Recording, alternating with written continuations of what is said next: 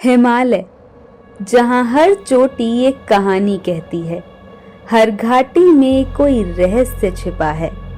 लेकिन आज हम आपको ऐसी जगह ले चलेंगे जहाँ बर्फ पिघलते ही धरती इंसानों की खोपड़ियाँ और हड्डियाँ दिखाने लगती है।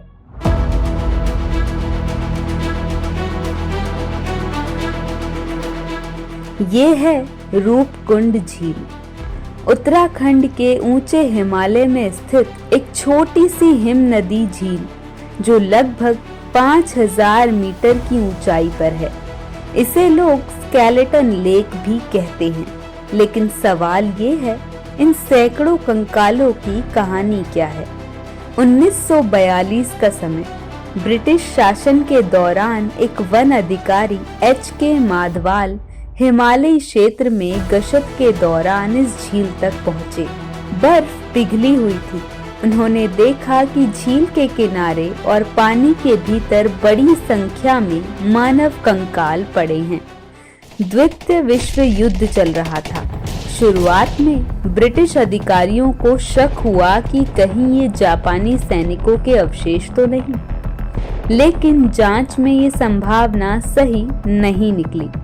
बाद में शोधकर्ताओं ने पाया कि ये अवशेष कहीं अधिक पुराने हैं। यहीं से रूपकुंड दुनिया के सबसे रहस्यमयी पुरातात्विक स्थलों में गिना जाने लगा।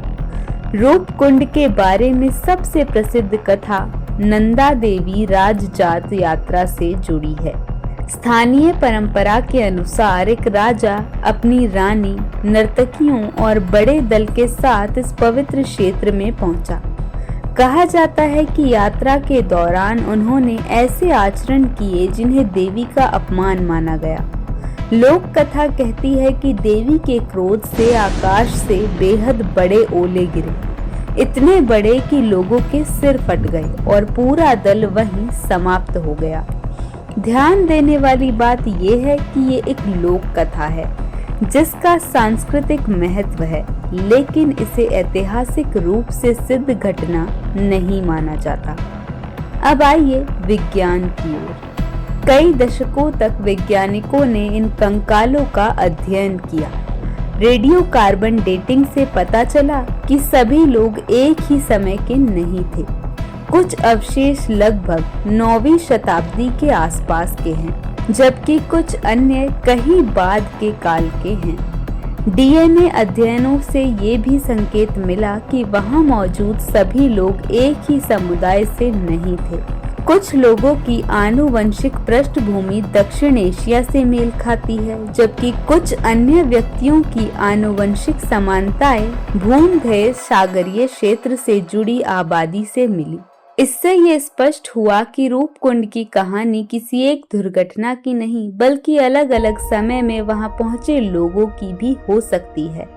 कुछ कंकालों की खोपड़ियों पर गोलाकार चोटों के निशान मिले। शोधकर्ताओं ने ये संभावना भी रखी है कि बड़े आकार के ओलों जैसी प्राकृतिक घटना से ऐसी चोटें हो सकती हैं।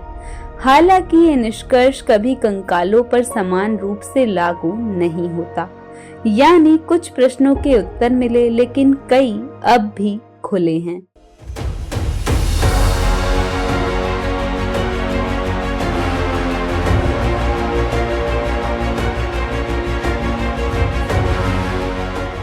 आज रूपकुंड केवल रहस्य नहीं, बल्कि एक संवेदनशील पुरातात्विक और प्राकृतिक स्थल भी है। पहले यहाँ ट्रैकिंग के लिए बड़ी संख्या में लोग जाते थे, लेकिन पर्यावरणीय कारणों और संरक्षण की जरूरतों के चलते इस क्षेत्र में गतिविधियों पर समय समय पर प्रतिबंध और नियंत्रण लगाए गए हैं। ये झील हमें एक बात सिखाती है, हर रहस्य का उत्तर तुरंत नहीं मिलता। कुछ सवालों का जवाब लोक कथाएं देती हैं, कुछ का विज्ञान, और कुछ सवाल आज भी हिमालय की बर्फ के नीचे छिपे हुए हैं। रूपकुंड हमें याद दिलाता है कि इतिहास हमेशा सीधा नहीं होता। एक ही स्थान पर आस्था, लोक कथा, प्रकृति और वैज्ञानिक खोज सभी एक साथ मौजूद हो सकते हैं। आपके अनुसार रूपकुंड का सबसे बड़ा रहस्य क्या है? देवी की लोक कथा, प्राकृतिक आपदा या अभी भी कोई अनसुलझा इतिहास? अपनी राय कमेंट में जरूर दीजिएगा। नमस्कार। हर हर महादेव।